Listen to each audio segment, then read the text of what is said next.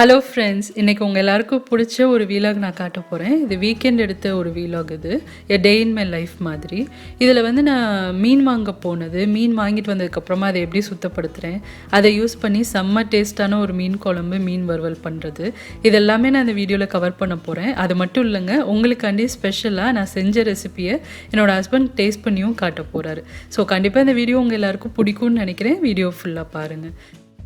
இப்போ பிரேக்ஃபாஸ்ட் சாப்பிட்டதுக்கப்புறமா கிளம்பி மீன் வாங்குறதுக்காண்டி இந்தியன் ஸ்டோருக்கு போயிட்டுருக்கோம்.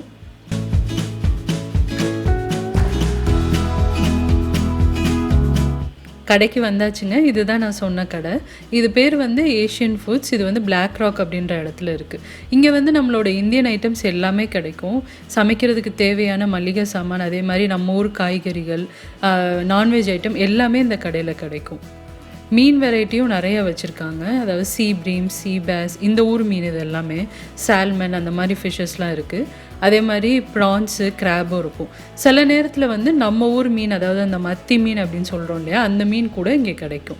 நான் இன்றைக்கி வந்து இந்த சீ பேஸ் அப்படின்ற மீன் வாங்குகிறேன். இது ரொம்ப டேஸ்ட்டாக இருக்குங்க. முள் ரொம்ப ஜாஸ்தி இருக்காது, நடுமுள் மட்டும்தான் இருக்கும். நம்ம ஊர் சீலா மீன் மாதிரி இருக்கும் டேஸ்ட்டு சாப்பிட்றதுக்கு. இன்னொரு நல்ல விஷயம் என்ன அப்படின்னா, இந்த கடையில் நம்ம மீன் வாங்கிட்டோம் அப்படின்னா அவங்களே க்ளீன் பண்ணி கட் பண்ணி கொடுத்துருவாங்க. ப்ரான்ஸும் கூட இங்கே க்ளீன் பண்ணி கொடுப்பாங்க. மித்த இடங்களில் வந்து ப்ரான்ஸ்லாம் க்ளீன் பண்ண மாட்டாங்க இங்கே அயர்லாண்டில். பட் இந்த கடையில் வந்து எல்லாமே அவங்க க்ளீன் பண்ணி நல்லா பண்ணி கொடுப்பாங்க.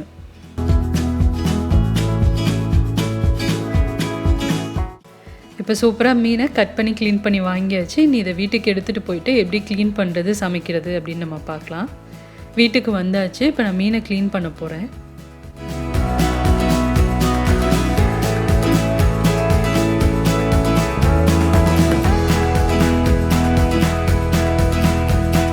இந்த மாதிரி நல்ல ஒரு அகலமான பாத்திரம் எடுத்துக்கோங்க. அப்போ தான் கழுவுறதுக்கு உங்களுக்கு ஈஸியாக இருக்கும். அதை மீனை சேர்த்துட்டு இப்போ நல்லா அதை வந்து நம்ம கழுவ போகிறோம். கடையிலே வந்து அவர் மேக்ஸிமம் நல்லா க்ளீன் பண்ணி கொடுத்துட்டாரு. ஆனாலும் நான் வந்து நம்ம எப்பயும் கழுவுற மாதிரி நல்லா சுத்தப்படுத்தி தான் எடுத்துக்க போகிறேன். மீனை வந்து ஒரு 4-5 வாட்டியாவது தண்ணியில் நல்லா அலசிக்கணும். தண்ணி நல்லா தெளிஞ்சு வர வரைக்கும் நம்ம அலசிட்டு அதுக்கப்புறமா உப்பு, மஞ்சள் சேர்த்து நம்ம நல்லா அலசி எடுத்துக்கலாம்.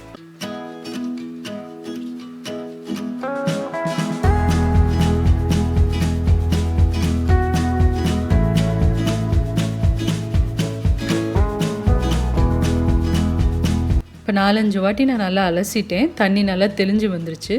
இந்த ஸ்டேஜில் 1 டீஸ்பூன் அளவுக்கு மஞ்சள்தூள் சேர்த்துக்கோங்க.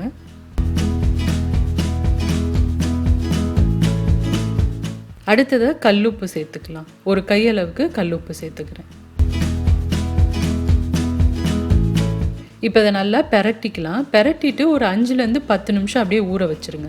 ஊற வச்சதுக்கப்புறமா கடைசியாக ஒரு 2 வாட்டி நீங்கள் கழுவிட்டீங்க அப்படின்னா மீன் சமைக்கிறதுக்கு உங்களுக்கு ரெடி ஆகிடும். இந்த மாதிரி நம்ம பண்ணுறதை இட்டு உங்களுக்கு மீனில் இருக்க கிருமியும் போயிடும். அதே மாதிரி மீனோட வாடை ரொம்ப இருக்காது, நல்லா சுத்தமாக இருக்கும். இப்போ நான் 10 நிமிஷம் ஊற வச்சதுக்கப்புறமா கடைசியாக அதை ஒரு 2 வாட்டி கழுவிக்க போகிறேன்.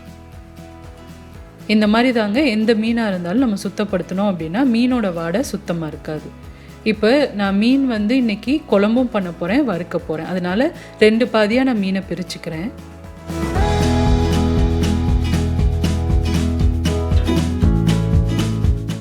இப்போ எப்பயுமே வந்து நம்ம எந்த நான்வெஜ் சுத்தப்படுத்தினாலும் சிங்கை உடனே இந்த மாதிரி கழுவிடுங்க.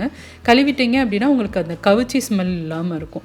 நான் பாருங்கள் ஒரு சொல்யூஷன் யூஸ் பண்ணி கழுவுறேன். அது வந்து பார்த்திங்கன்னா வினிகரும் பேக்கிங் சோடாவும் நான் கலந்து வச்சுருக்கேன். கொஞ்சமாக எசென்ஷியல் ஆயில் ஊற்றி ஒரு இதில் நான் கலந்து வச்சுருக்கேன்.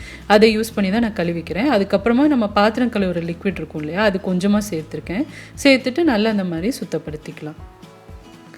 சிங்க்கு ஃபுல்லாக நல்லா தேய்ச்சதுக்கப்புறமா சுடுதண்ணி யூஸ் பண்ணி தான் நான் சிங்க்கை ஃபுல்லாக கழுவிக்க போகிறேன். இந்த மாதிரி பண்ணோம் அப்படின்னா உங்களுக்கு சுத்தமாகவே ஸ்மெல் வராமல் இருக்கும். அடுத்ததாக குழம்புக்கு நான் ரெடி பண்ண போகிறேன். அதுக்கு தக்காளி, பச்சை மிளகாலாம் எடுத்துக்கலாம். பச்சை மிளகா பாருங்கள், நான் இந்த மாதிரி பாக்ஸில் டிஷ்யூ பேப்பர் யூஸ் பண்ணி தான் ஸ்டோர் பண்ணேன். இதுக்கு வாங்கி கிட்டத்தட்ட 20 நாளைக்கிட்ட ஆகுது. எவ்வளோ ஃப்ரெஷ்ஷாகவே இருக்குது பாருங்கள்.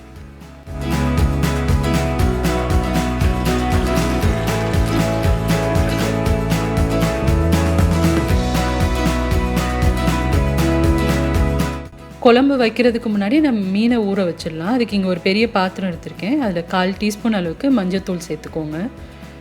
அடுத்ததாக 1 டேபிள் ஸ்பூன் அளவுக்கு காஷ்மீரி மிளகாய்த்தூள் சேர்க்குறேன். உங்கள்கிட்ட இது இல்லை அப்படின்னா காரப்பொடி சேர்க்குறீங்க அப்படின்னா அது 1 டீஸ்பூன் சேர்த்தா போதும். அடுத்ததாக 1/4 டீஸ்பூன் இஞ்சி பூண்டு பேஸ்ட், தேவையான அளவு உப்பு சேர்த்துக்கோங்க. ஒரு 1/2 டீஸ்பூன் அளவுக்கு உப்பு சேர்த்துருக்கேன். அடுத்ததாக கொஞ்சமாக சீரகத்தூள் சேர்த்துக்கலாம். அப்புறமா காரத்துக்கு ஏற்ற மாதிரி மிளகுத்தூள் சேர்த்துக்கிறேன். நான் வந்து ஃப்ரெஷ்ஷாக தான் இந்த மாதிரி பொடிச்சு சேர்த்துக்கிறேன். அடுத்ததாக ஒரு பாதி லெமன் ஜூஸை இதில் சேர்த்துக்கலாம். இப்போ எல்லாமே நம்ம சேர்த்தாச்சு. 1 டேபிள் ஸ்பூன் அளவுக்கு மட்டும் தண்ணி சேர்த்துக்கோங்க. ரொம்ப தண்ணி சேர்த்துறாதீங்க. ஏன்னா மீன் சேர்த்ததுக்கப்புறமா ரொம்ப தண்ணி ஆகிடுச்சு அப்படின்னா மசாலா வந்து மீனோட சரியாக ஒட்டாது. அதனால் இந்த மாதிரி கெட்டியாக பிசைகிற மாதிரி கொஞ்சமாக தண்ணி சேர்த்து பிசைஞ்சிக்கலாம். கலந்ததுக்கப்புறமா நம்ம க்ளீன் பண்ணி வச்சுருக்க மீனையும் சேர்த்துட்டு இதை நல்லா பெரட்டிக்குவோங்க. பெரட்டிட்டு ஒரு 1/2 மணி நேரத்துலேருந்து 1 மணி நேரம் நம்ம ஊற வச்சிடலாம். அப்போ தான் மசாலாலாம் நல்லா ஊறி வறுக்கிறப்போ நல்லா டேஸ்ட்டாக இருக்கும். அடுத்ததாக இன்றைக்கி மீன் குழம்பு நான் மண்சட்டியில் பண்ண போகிறேன். அதுக்கு மண்சட்டியை ஃபஸ்ட்டு நம்ம நல்லா கழுவிட்டு சமைக்க ஆரம்பிச்சிடலாம்.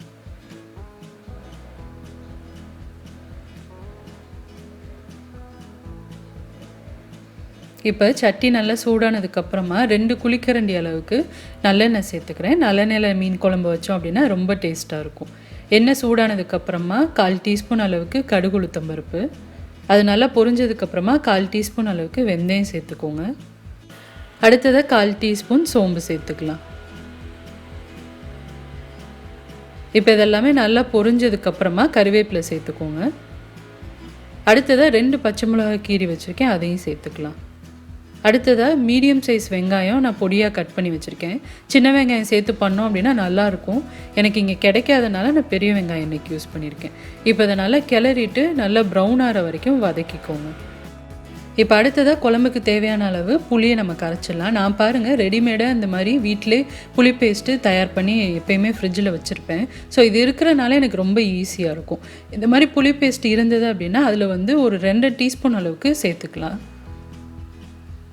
இப்போ தேவையான அளவு தண்ணி சேர்த்துட்டு இதை கரைச்சிடலாம். பாருங்கள் எவ்வளோ ஈஸியாக இருக்குன்ட்டு. இந்த மாதிரி புளி பேஸ்ட் இருந்தது அப்படின்னா குக் பண்ணுறதுக்கு ரொம்ப ஈஸியாக இருக்குங்க. இப்போது இந்த தண்ணியில் நான் தேவையான அளவு குழம்பு மிளகாய்த்தூள் சேர்த்துக்கிறேன். இந்த ரெசிபி ஏற்கனவே நம்ம சேனலில் இருக்குது. பார்க்காதவங்களுக்கு லிங்க் டிஸ்கிரிப்ஷனில் இருக்குது, செக் பண்ணி பாருங்கள். அது ஒரு 3 டீஸ்பூன் அளவுக்கு சேர்த்துருக்கேன். அடுத்ததாக தேவையான அளவு உப்பு சேர்த்துக்கலாம். ஒரு 1/2 டீஸ்பூன் உப்பு சேர்க்குறேன். இப்போ இதெல்லாத்தையும் நல்லா கிளறிட்டு தனியாக வச்சிடலாம். இப்போ வெங்காயம் நல்லா வதங்கிருச்சு. அதில் ஒரு மீடியம் சைஸ் தக்காளி சேர்த்துக்கிறேன். தக்காளியும் நல்லா மசிஞ்சு வர வரைக்கும் வதக்கிக்கலாம். தக்காளி நல்லா மசிஞ்சதுக்கப்புறமா நம்ம கரைச்சி எடுத்து வச்சுருக்க புளித்தண்ணியை அதோடு சேர்த்துக்கோங்க. இப்போ நம்ம எல்லாமே சேர்த்தாச்சு குழம்புக்கு தேவையானது எல்லாமே. ஸோ இப்போ அதை நல்லா கிளறிட்டு ஒரு 10 நிமிஷம் கொதிக்க வச்சுக்கலாம். கொதித்ததுக்கப்புறமா தான் நம்ம மீன் கடைசியாக சேர்த்துக்க போகிறோம். இப்போ பாருங்கள் இந்த மாதிரி கொதிக்க ஆரம்பித்ததுக்கப்புறமா நல்லா கிளறிட்டு ஒரு மூடி போட்டு 10 நிமிஷம் கொதிக்க வச்சுக்கலாம். இப்போ அடுத்ததாக சாதம் வடிக்கிறதுக்கு நான் அரிசி எடுத்துக்க போகிறேன். நான் வந்து இப்போ ரைஸ் குக்கர்லாம் யூஸ் பண்ணுறது கிடையாது. ஊரில் பண்ணுற மாதிரி வடித்த சாதம் தான் இப்போலாம் நான் பண்ணிகிட்ருக்கேன்.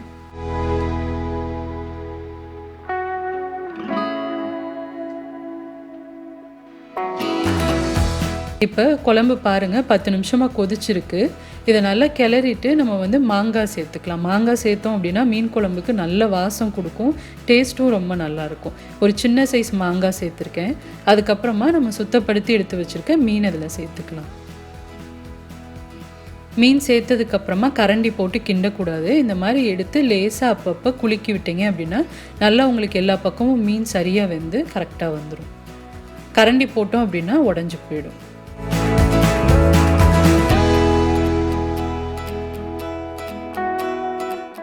மீன் சேர்த்துட்டு 5 நிமிஷம் மட்டும் நம்ம சமைச்சா போதும். ரொம்ப நேரம் சமைக்க தேவையில்ல. மீன் சீக்கிரமே உங்களுக்கு வெந்து வந்துடும்.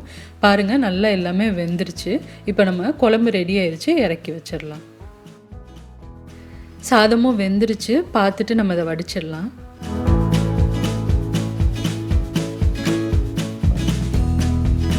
நான் இந்த மாதிரி டெய்லியும் சமைக்கிற சாதத்தை வந்து பானை யூஸ் பண்ணி நம்ம ஊர்லலாம் பண்ணுவோம் இல்லையா, அந்த மாதிரி தான் பண்ணிகிட்ருக்கேன். பிரியாணிக்கு மட்டும்தான் நான் வந்து அந்த கொலாண்டர் வடிகட்டி யூஸ் பண்ணி வடிச்சுப்பேன். இப்போ கடைசியாக மீன் வறுவல் பண்ணுறதுக்கு இங்கே ஒரு பாத்திரம் சூடு பண்ணி எண்ணெய் சேர்த்துக்கிறேன். எண்ணெய் சூடானதுக்கப்புறமா கொஞ்சம் கொஞ்சமாக அதில் மீன் பீசஸை சேர்த்து பொரிச்சு எடுத்துக்கலாம். நான் பாருங்கள் இந்த மாதிரி கம்மியாக எண்ணெய் சேர்த்து தான் மீன் எப்பயுமே வறுப்பேன். நிறையெல்லாம் சேர்த்து வறுத்தோம் அப்படின்னா எண்ணெய் தான் நம்மளுக்கு வேஸ்ட் ஆகும். இப்போ இது நல்லா ஒரு 3லேருந்து 4 நிமிஷத்துக்குள்ளே வெந்துடும். இப்போ மீன் வறுவலும் தயாராகிடுச்சு. லஞ்ச் எல்லாமே நம்ம செஞ்சு முடிச்சிட்டோம்.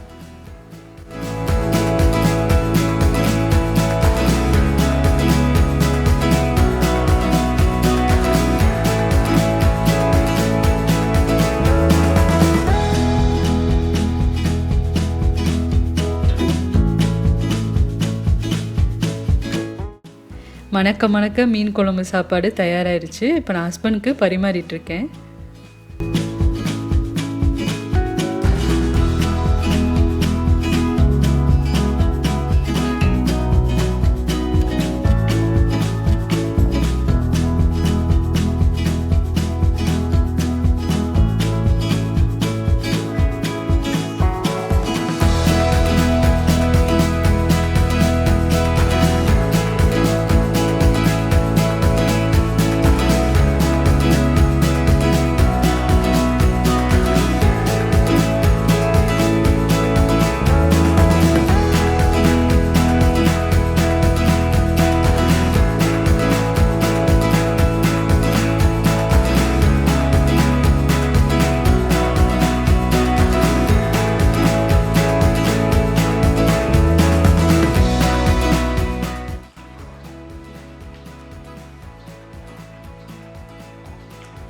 அமிர்தமாக இருக்குது.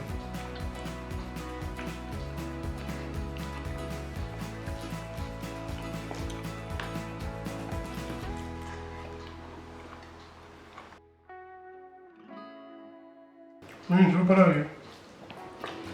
இந்த மீனுக்கு பேர் சீவாஸ். இந்த ஊரில் நம்ம ஊரில் சீலா மீன் இருக்குமே அதோட டேஸ்ட்டே இருக்கும். ட்ரை பண்ணி பாருங்கள். இதே ரெசிபியில் அருமையாக இருக்கும்.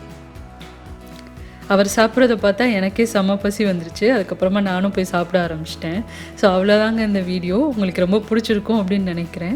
கண்டிப்பாக நீங்களும் இந்த மீன் குழம்பு ட்ரை பண்ணி பாருங்கள். செம்ம டேஸ்ட்டாக இருக்கும். ட்ரை பண்ணி பார்த்துட்டு உங்களுக்கு எப்படி வந்துச்சுன்ற ஃபீட்பேக் அண்ட் கமெண்ட்ஸையும் மறக்காமல் என் கூட ஷேர் பண்ணிக்கோங்க. இந்த வீடியோ பிடிச்சிருந்தது அப்படின்னா ஒரு லைக் கொடுங்க. என் சேனலுக்கு இன்னும் சப்ஸ்கிரைப் பண்ணாதவங்க மறக்காமல் சுஜீஸ் கிச்சனுக்கு சப்ஸ்கிரைப் பண்ணுங்கள். நிறைய இன்ட்ரெஸ்டிங்கான வீடியோஸ் ரெசிபீஸோடு அடுத்து உங்களை நான் மீட் பண்ணுறேன். சுஜீஸ் கிச்சன், எளிய பாரம்பரிய சமையலின் தொகுப்பு.